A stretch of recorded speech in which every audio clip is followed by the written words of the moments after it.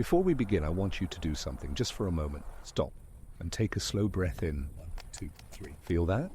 That tiny pocket of silence, that space between stimulus and response. That little gap is where the magic happens. And today we're going to explore how it can change every conversation you have. Let's start with a feeling I'm sure you know well. You're in a conversation, maybe with a coworker, a friend, or even a relative. You ask a simple question, "How are you?" And before you've even finished the sentence, the reply comes back, "Fine, thanks, you." It's automatic. A script. The words are exchanged, but nothing is actually communicated. You walk away from these interactions feeling empty, unseen. It's like you just spoke with a carefully constructed facade, a social representative, not a real person. This isn't a personal failing on their part or yours. It's a feature of our incredibly efficient brains. Our minds are designed to create shortcuts or heuristics to save energy. And social interaction is one of the most energy-intensive things we do. So the brain develops a social autopilot, a mask. This mask is a collection of pre-approved responses, polite smiles, and agreeable nods. Its prime directive is to make interactions smooth, predictable, and free of conflict. This is your reactive brain, your limbic system running the show. It prioritizes speed over substance. But when you deliberately introduce a pause, everything changes. That 3-second silence is a pattern interrupt. It's a signal to both brains in the conversation that this is not a standard transaction. You are disengaging the autopilot. In that moment of quiet, you give the other person's thoughtful brain, their prefrontal cortex, the chance to come online. The script short-circuits, the mask has no lines for this, so it flickers, and for a brief moment you see the real person behind it. So, how do we do this without being awkward? It's simpler than you think.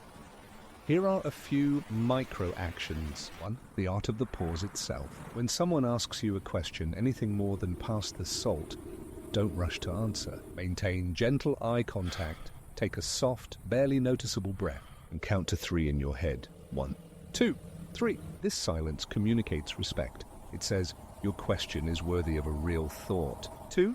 The acknowledgement nod. Silence can sometimes feel like a void. You can fill it constructively without using words. During your 3-second pause, give a single, slow, deliberate nod. It's a powerful nonverbal cue. It says, I've heard you and I am processing. It reassures the other person that you are engaged, not zoning out. 3.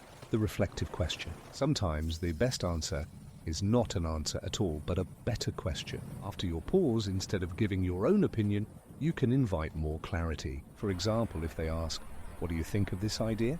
You can pause, nod, and then say, that's a good question. What part of it are you most excited about? This turns a monologue into a dialogue. It shows you care about their perspective, not just your own. And 4, verbalize the process. If a 3-second silence feels too long for you at first, simply announce it. After a question, pause, and then say, let me think about that for a second. This does 2 things. It legitimizes the silence, removing any potential awkwardness, and it frames your eventual response as thoughtful and considered, increasing its value. But now for the most important insight, the real secret of the 3-second pause. This technique isn't really about unmasking them.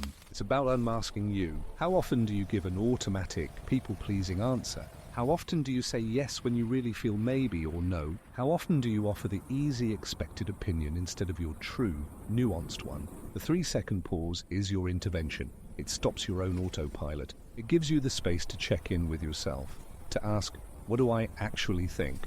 What do I really want to say? It's an act of radical self-respect. When you give yourself the dignity of a considered response, you are modeling authenticity. You are giving the other person permission to do the same. Their mask doesn't fall because you tricked them. It falls because you showed them it was safe to take it off. In a world that constantly screams for more speed, more noise, more content, your greatest strength might just be your ability to be still, to be silent, to be intentional. Communication isn't about the speed of your reply, it's about the depth of your connection. So, the next time you're asked a question, don't rush, just slow down. And pause for 3, 2, 1.